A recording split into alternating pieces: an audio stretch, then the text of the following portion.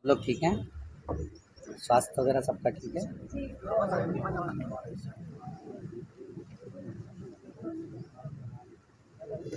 कुछ थोड़े प्रश्न कर लीजिएगा। खांसी वगैरह चल रही है, जो आप लोगों को पूछना है कम ही प्रश्न करके, थोड़ा स्वास्थ्य नरम गरम है ना।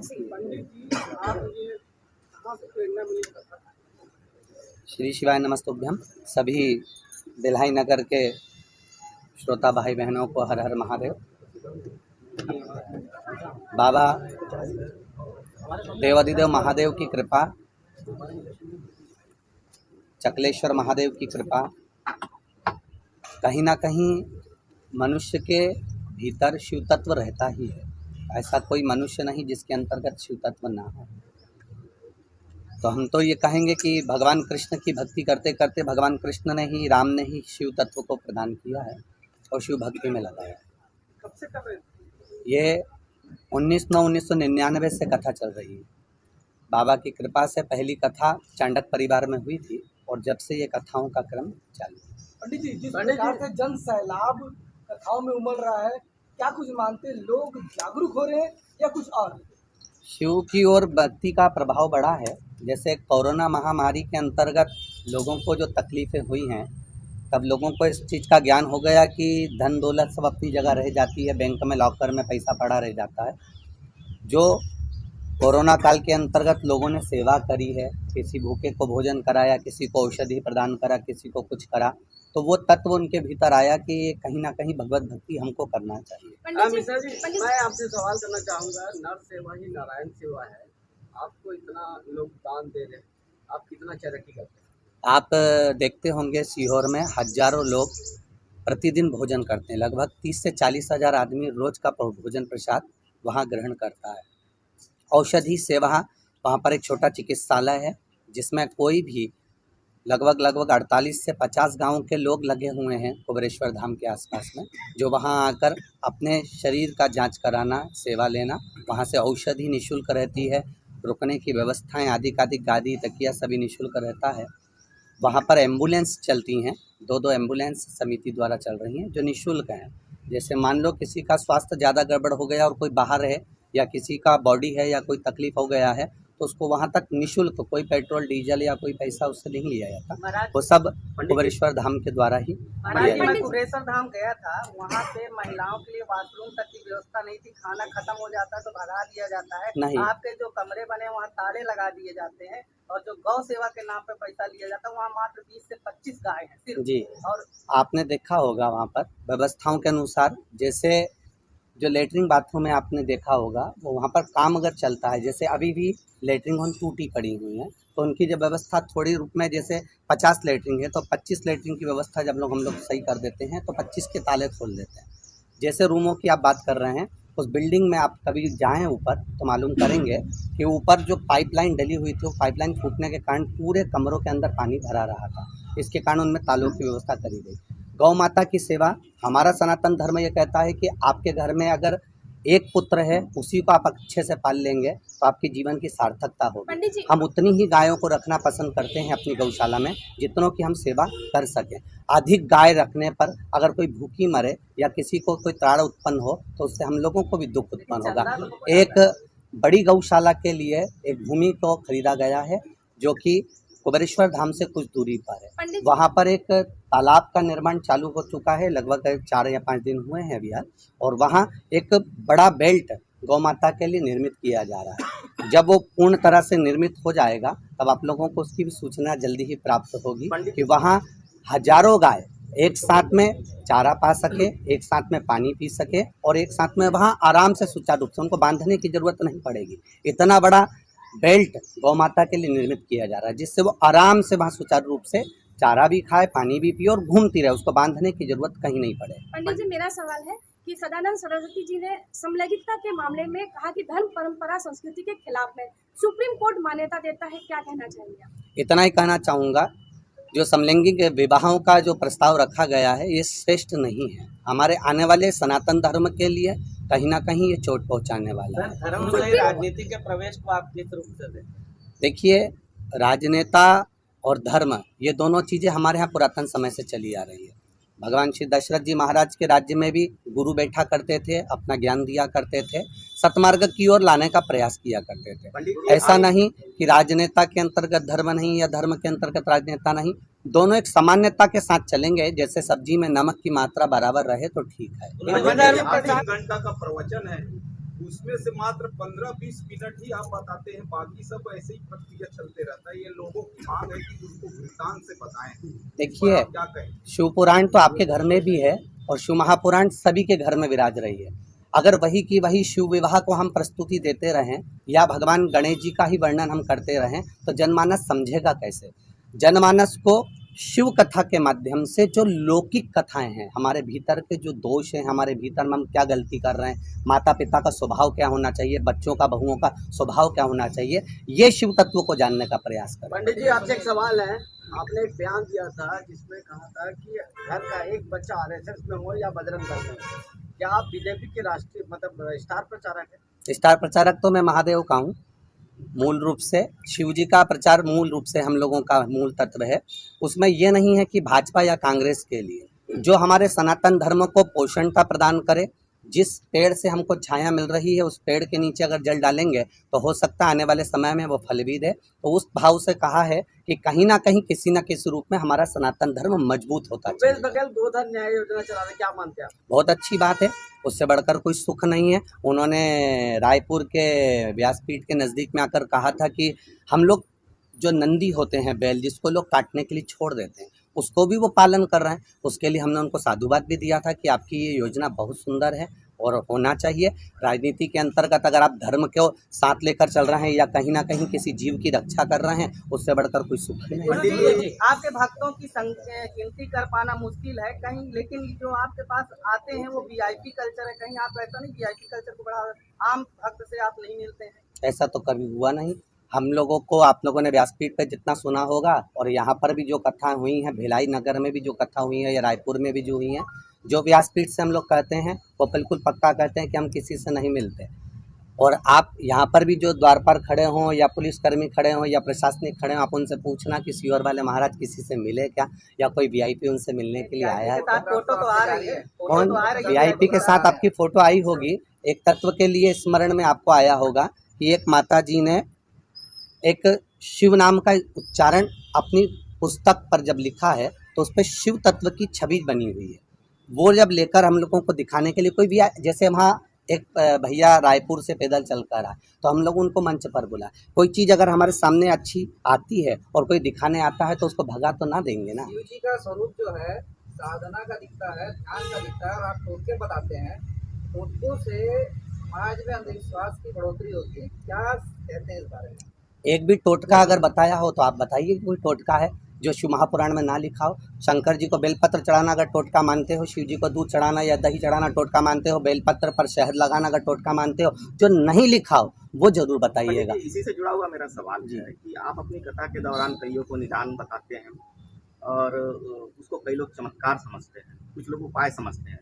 चमत्कार और उपाय के बीच में विज्ञान कहाँ है? बिल्कुल है ना विज्ञान, क्यों नहीं है।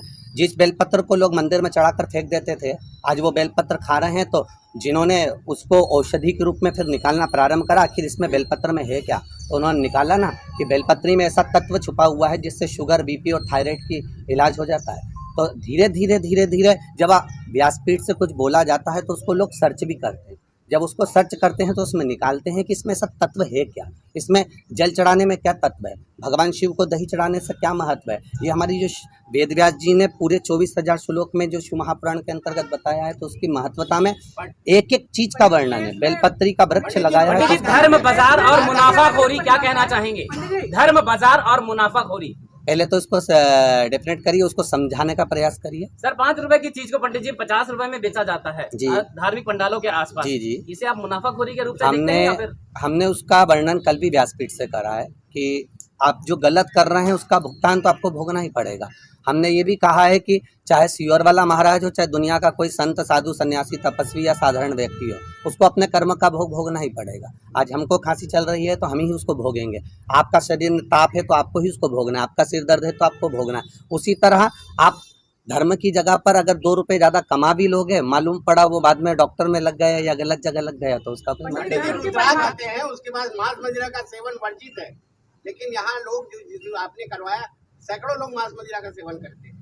रुद्राक्ष हमने धारण नहीं करवाया। ये हमारे आपने कभी भी हमारे मुख से ये नहीं सुना होगा कि आप रुद्राक्ष को धारण करो। हमारे मुख से ये सुना होगा कि उस रुद्राक्ष को अपने पास में रखिए, उस रुद्राक्ष की महत्वता को जानिए। आप पहन रहे हैं वो मूल है, और मुझे विश्वास है जिसके घर में रुद्राक्ष धीरे धीरे प्रवेश करते जाता है और जो शिव तत्व की ओर जाता है वो अपने आप ही धीरे धीरे मांस मदिरा से दूर होता चले जाता है। ऐसे कई पत्र व्यासपीठ पर रखे हुए हैं जिसमें लोगों ने मदिरा को छोड़ा है, मांस को छोड़ा है। ऐसे कई पत्र व्यासपीठ पर रखे हैं, उसका भी आप अवलोकन करिए। मिश्रा जी, आपका एक तो बयान आया था कि जिसमें आपने संविधान बदलने की बात करी थी, संशोधन की बात करी थी, आपने क्यों कहा था? क्या पहली बात तो कहेंगे करना चाहिए कि व्यासपीठ से आज तक संविधान बदलने के लिए बयान नहीं दिया गया। आप कोई भजन गा रहे हो और उस भजन की अगर कड़ी को आप निकाल लेते हो अलग से तो ये आपकी विवेकता है। हमारे यहाँ से, हमारी व्यासपीठ से आज तक ये संबोधन नहीं कहा गया कि संविधान बदलिए। हमारे यहाँ आपका वीडियो है मेरे पास, भजन, आपने कहा आप उसको भारतीय सुनिए, संविधान को बदलना चाहिए। आप भजन सुनिए, वापस सुनिए उसको एक बार, वीडियो को मुझे भी सुनाने का प्रयास करिएगा।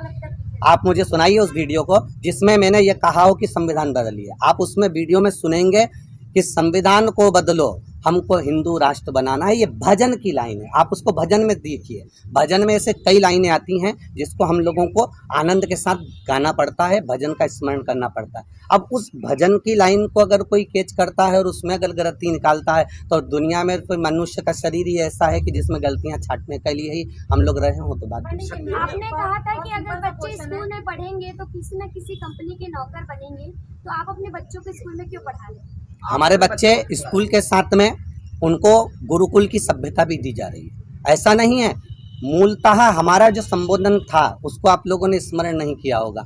जो बच्चे स्कूल में कॉन्वेंट स्कूल जो अंग्रेजों ने बनाए हैं, उन्होंने सारे संसार के लोगों को गुलामी देने के लिए बनाए थे। और भारत के जो गुरुकुल होते हैं वो गुरुकुल कभी नौकर बनना नहीं सिखाते। भारत के गुरुकुल राज सिंहासन की गादी पर बिठाना सिखाते हैं। छत्रपति शिवाजी को बिठाया, महाराणा प्रताप को बिठाया, दशरथ जी को बिठाया, जनक जी को बिठाया। राजगादी तक पहुंचाने का लक्ष्य हमारे गुरुकुल देते हैं, भारत की सभ्यता और भारत की विद्या देती है। ये कॉन्वेंट जो दिए हैं वो नौकर बनाना सिखाते हैं। सभी धर्म सामान्य होते हैं, किंतु सनातन धर्म में बाकी धर्म के लोग नहीं कहते कि हमारा धर्म खराब होता है, क्योंकि सनातन धर्म में कुछ लोग कहते हैं जो अपने धर्म के प्रति टिप्पणी करते हैं। इस संबंध में आप क्या कहेंगे? सनातन धर्म, हम तो व्यासपीठ ने आज तक किसी धर्म की निंदा नहीं करी। कभी आपने व्यासपीठ से नहीं सुना होगा कि किसी धर्म के लिए अपशब्द कहा गया हो। मूलतः जब मेरा बेटा है, वो बेटा कितना भी गंदा काम कर रहा है, आपका पुत्र है, एक माँ से पूछना, वो माँ को मालूम है कि मेरा बेटा पान की दुकान पर खड़ा होता है, उसके बाद भी माँ अपने ही बेटे को चांद का टुकड़ा कहेगी। उसी तरह हम तो कहेंगे, अब सनातन धर्म में अगर जन्मे हुए हो, आपके सनातन धर्म के अंतर्गत आप रह रहे हो, तो आपको आपका सनातन धर्म श्रेष्ठ लगना चाहिए। धर्म परिवर्तन के लिए क्या कहना चाहिए? धर्म परिवर्तन आज के समय में बहुत ज़्यादा मात्रा में हो रहा है। कहीं ना कहीं हमारी भी गलती है, अपने आप की गलतियां हैं। अपने आप की गलतियां ये रहती हैं कि हम कहीं ना कहीं उनको हटाने का प्रयास करते हैं। जैसे अभी भैया ने कहा कि एक साधारण व्यक्ति आप तक नहीं पहुंच पाता, तो कहीं ना कहीं हम उनको हटाने का प्रयास करते हैं। वो हटते हैं तो उनका हृदय टूटता है तो वो अन्य धर्म में जाते हैं।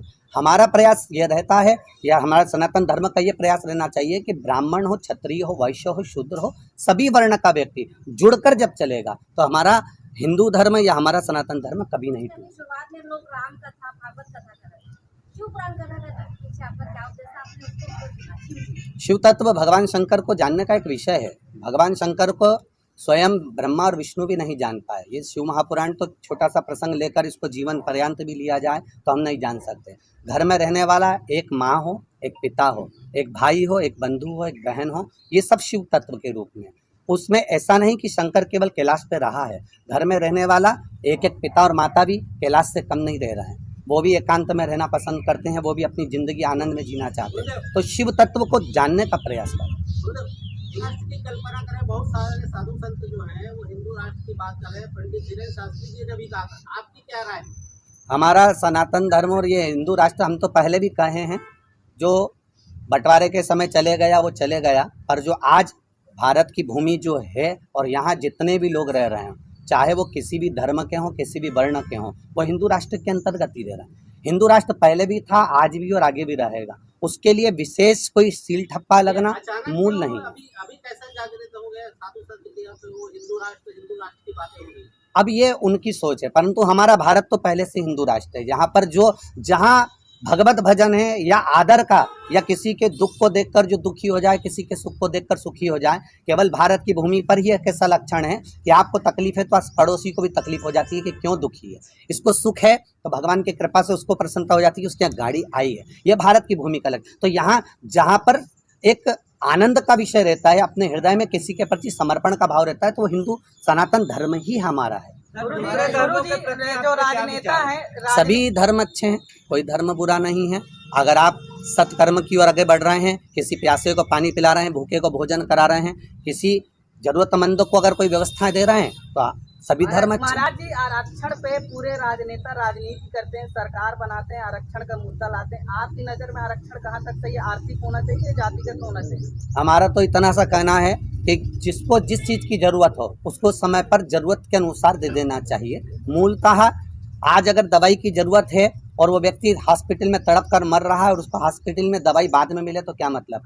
आज के हिसाब से जहाँ किसी को आर्थिक स्थिति की जरूरत है, केवल जातिवाद से मतलब नहीं है, किसी को जरूरत है उसको दिया जाए तो उसको सुख का अनुभव होगा। मूलतः अगर कहीं भगवान ने ये मानव का शरीर दिया है और मानव की देह दी है, तो प्रयासरत रहें कि हमारे शरीर के द्वारा या इस वाणी के द्वारा या अपने द्वारा कोई 10 लोग नहीं बदल सकते, परंतु कोई 4 भी बदल गए ना तो जीवन की सार्थकता होगी। वो 4 भी नहीं बदले, उनको बदलते बदलते अपन स्वयं भी बदल गए ना तो भी जीवन की सार्थकता होगी। राजनीति वाले तो निरंतर आते रहते हैं, पर हमको जानना नहीं शिव तत्व की। एक सवाल आपसे, क्या भारत देश में सनातनी जाग रहा है?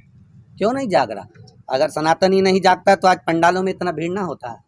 आज उनके भीतर भक्ति जागृत हुई है। किसी को यहाँ पर पैसे देकर नहीं बुलाया गया। आप पंडाल में रात्रि के समय भ्रमण करिए, दिन के समय भ्रमण करिए, उनसे पूछिएगा, उनके 200 रुपये 500 रुपये खर्च हुए होंगे, ऑटो में लगे होंगे, तब जाकर वो कथा स्थल पहुँचे होंगे। आज के समय में जो शादी की पत्रिका देने आते हैं वो साथ में रिजर्वेशन भी कराते हैं कि मौसी जी आ जाना, तो भी मौसी जी नहीं पहुँचती है। तो यहाँ तो अगर वो पहुँच रहे हैं तो ये कहीं ना कहीं हमारा सनातन है। अगर कोई गरीब आदमी पंडित प्रदीप मिश्रा से भागवत कराना चाहता है तो कैसे कराएगा? इतने कैसे कर पाएगा? पहले तो यहाँ जजमान विनोद जी भी हैं और वो पांडे जी भी हैं, और आगे रायपुर में जो बसंत जी कथा कराए हैं, भिलाई में एक अग्रवाल परिवार ने पूर्व में भी कथा कराई हैं। आप पूरे छत्तीसगढ़ क्या, मध्य प्रदेश क्या, महाराष्ट्र सब दूर जाकर पूछना सीहोर वाले महाराज जी को ये कितना रुपया दिए होंगे, एक बार जरूर जाकर पूछना। 70 लाख 40 लाख किस चीज की 40 लाख? किस लिए का 70 लाख? विनोद जी आकर कहें एक बार कि गुरुजी को 70 लाख रुपए दिए हैं। स्वयं बता दें। विनोद जी आइए, बताइए। मैं तो बोल रहा हूँ गुरुजी को कुछ नहीं है। आप बताइए ना विनोद जी, आप यहीं खड़े हुए बिल्कुल मीडिया के सामने बताइए कि गुरुजी ने 70 लाख, 80 लाख, 1 करोड़, 5 करोड़ 50 लाख अगर दिए हों तो एक बार यहीं से नहीं, व्यवस्थाओं में जो लगता है वो व्यवस्थाओं में लगता है।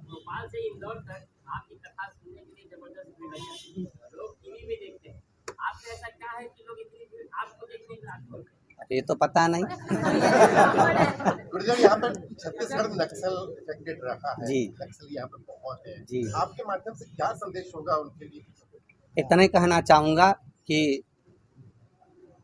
प्रयास रहे कि हमारे जो सैनिक भी लगे रहते हैं, पुलिसकर्मी भी लगे रहते हैं, या सुरक्षा के जो भाव लगे रहते हैं, ये कहीं ना कहीं हमारे भारत की भूमि को या हमारे धर्म को जोड़ने का काम करते हैं, तोड़ने का काम नहीं करते। तो इतना ज़रूर कहना चाहूँगा कि नक्सल एरियो में जहाँ कहीं भी इनके ऊपर जो आक्रमण होता है और इनका परिवार बाद में रोता है या उनको तकलीफ़ होती है, वो कहीं ना कहीं बद्दुआ हमको भी नष्ट कर देती है। तो प्रयासरत रहें, अपने जीवन को अच्छा बनाने का प्रयास करेंगे तो जीवन साफ होगा। एक सवाल मेरा है, आप धर्म का प्रचार कर रहे हैं, पंडित धीरेन्द्र कृष्ण शास्त्री भी प्रचार करते हैं, पर कई बार वो ऐसी टिप्पणी कर देते हैं जिससे विवाद उत्पन्न हो जाता है। आज भी उन्होंने ऐसी कोई बात कही है, क्या कहना चाहेंगे आप?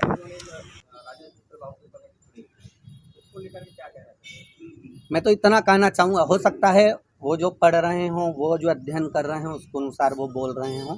पर हमारे यहाँ किसी भी धर्म के कोई देवता हैं, मान लो ब्राह्मण धर्म के देवता हैं या क्षत्रिय धर्म के देवता हैं, उनको भगवान के रूप में अगर पूज रहे हैं तो कुछ तो उनमें अच्छाई हो, जिसके कारण बस उनकी पूजन करी जा रही है, उनकी आराधना करी जा रही है। हम उनके गुण को छाटें और गुण को छाट कर जनमानस तक दें। ऐसा कोई व्यक्ति नहीं संसार में जिसमें अवगुण ना हो। हम भी होंगे तो हमें भी कुछ अवगुण भरे होंगे। संसार में जन्मा हुआ प्रत्येक मानव के अंदर अवगुण है, परंतु हम उस गुण को क्यों नहीं प्रकट करते, हमें अवगुण ही क्यों नजर आता है। तो हमारा तो इतना सा कहना रहेगा कि ऐसा नहीं, वो जो अध्ययन कर रहे होंगे उन अध्ययन में हो सकता है उनके पास में ये बातें आई हों, परंतु हमारा प्रयास ये रहे कि हम उसमें से कुछ अच्छा जनमानस तक पहुँचाएँ, जिससे हमारा सनातन धर्म जातियों में ना टूटे, एकजुट होकर आगे बढ़े। धर्म की परिभाषा यही है कि किसी दुखी व्यक्ति को देखकर दुखी हो जाना और सुखी को देखकर सुखी हो जाना। उसके जीवन में अगर कहीं कष्ट है और आप आगे बढ़कर उसका साथ दे रहे हैं तो हमारा वो सनातन धर्म है। मतलब आप उसके लिए अग्रण्य हैं, खड़े हैं। उसको ये नहीं कि मेरा पिता ही होगा। एक लड़की कुंवारी अवस्था में जा रही है और उसका पिता उसके साथ में है, तो उसको लगता है कि मेरा बाप, मेरा पिता मेरे साथ में, मेरे को कोई आंख उठाकर नहीं देख सकता। सनातन धर्म की मूलता ये रहती है, जब आप एकांत में भी निकल कर जाएं और आपको किसी का भय ना हो, तो समझ लो कि सनातन धर्म जागृत हुआ है, उसमें कोई आपके ऊपर उंगली नहीं कर सकता। गुरुजी, ये आखिरी प्रश्न जी, यहाँ सारे धर्म जाति के लोग रहते हैं गुरुजी, जी, आखिरी संदेश आप क्या देना चाहते हैं भिलाई वासियों? भिलाई वासियों को इतना ही कहना चाहूँगा कि जैसे भिलाई में लोहे का खान माना जाता है, इस्पात नगरी कहा जाता है, तो जैसे लोहा बहुत कठोर होता है और इतना कठोर होता है कि वो तलवार बनकर कईयों को काट देता है, पर लोहे से भी ज़्यादा कठोर होती है अग्नि, जो लोहे को गला देती है। अग्नि से भी ज़्यादा, अग्नि को लगता है कि मैं कठोर हूँ, तो अग्नि से ज़्यादा कठोर होता है जल। जो जल एक लोटा पानी अग्नि को बुझा सकता है। अब जल को लगे कि मैं कठोर हूँ, तो जल से ज़्यादा कठोर होता है मनुष्य, जो उसको लोटे में भरकर निगल जाता है। पर मनुष्य से ज़्यादा कठोर होती है उसकी बीमारी, जो अच्छे अच्छे पहलवान को भी निगल जाती है।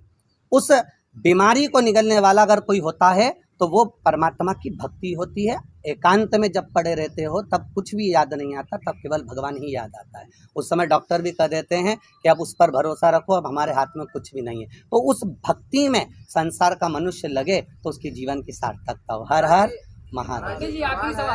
गंगा का जो आगमन होता है वो की घटा से होता है, ऐसा प्रकट है।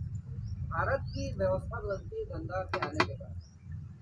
उस दौरान जो कठिन परिस्थितियों में गंगा का आगमन किया गया था वो राम के दूध से किया गया था। इस विषय में उस कठिन परिस्थिति में मानव ने कैसे उस जगह तक पहुंचे थे और किन कर्मकांडों का उपयोग किया था, जबकि आज कर्मकांडों का बढ़ावा हो गया कलयुग में। उस समय क्या उन्होंने जो मेहनत की थी, कई पीढ़ियां उनकी समाप्त हो गई थी। उस दौरान जो घटना घटी थी और जो उन्होंने साधना का उपयोग किया था, उसके बारे में क्या कहते हैं? कर्मकांड का प्रयोग उस समय पर तो उन्होंने जो किया वो केवल साधना का किया। भगवान की भक्ति इतनी करी, इतना विश्वास रख कर करी कि उनको लग गया था कि हम गंगा को पृथ्वी पर लेकर आएंगे। कोई भी एक लक्ष्य होता है। हमारे यहाँ कहते हैं कि अगर पानी निकालना है तो मालूम पड़े एक कुआं यहाँ खोद दिया 10 फीट 20 फीट का, दूसरा वहाँ खोद दिया 20 फीट का, 50 फीट का वहाँ खोद दिया, 60 फीट का वहाँ खोद दिया, एक भी कुएं में पानी नहीं आया। इसलिए हमारे माता पिता कहते हैं एक ही कुएं को इतना खोदे जाओ, इतना खोदे जाओ, इतना खोदे जाओ कि उसमें से पानी निकल जाए। अगर एक ही भक्ति में आप तल्लीन रहेंगे, और जैसे भागीरथ बाबा ने अपनी तल्लीनता रखी कि मुझे गंगा को लाना है, और विश्वास के साथ उनका परिवार, एक परिवार अकेला नहीं, भागीरथ जी अकेले नहीं, उनके पीछे के जितने भी राजा गए हैं वो उस गंगा को लाने का प्रयास करते रहे। अर्थात एक ही जगह कुआं खोदते रहे, खोदते रहे, खोदते रहे। अकेले भागीरथ जी का तप नहीं, उनके पूर्वजों का भी तप। जैसे आज हमारे को अगर हमारी 4 मंजिल बिल्डिंग बनी है, हमारे यहाँ फ्रिज कूलर आया है, हमारी ज़मीन जायदाद बनी है, या हमारे यहाँ हमारा वैभव बना है, घर में अच्छी बहू आई है, तो ये केवल आपका प्रताप नहीं है, आपके दादा परदादा ने जी भी भजन किया होगा, उसके प्रताप के अनुसार हमको ये बिल्डिंग प्राप्त हुई है, हमें भजन प्राप्त हुआ। ऐसी कठिन परिस्थिति, हिमालय जैसी कठिन परिस्थिति, ऑक्सीजन कम होती है, ऐसी क्या चीजें थी कि जिससे कि शिव जी ने वो मार्गदर्शन करके उनसे ये कार्य? भगवान की भक्ति। अभी आपको वही तो कहा कि भगवान की अविरल भक्ति के बल पर भगवत तत्व की प्राप्ति होती है। बिना भक्ति के नहीं। हर हर पंडित जी महादेव। एक अंतिम सवाल राजनीति को लेकर के, जिस प्रकार से देश में मोदी सरकार के खिलाफ लगातार विपक्षी दल एकजुट हो रही है, क्या कुछ कहना चाहिए? राजनीति के तहत तो हम लोग कोई बात नहीं करते हैं, पर इतना जरूर कहेंगे सब एकजुट रहिए और अपना जीवन आनंद में जिए। हर हर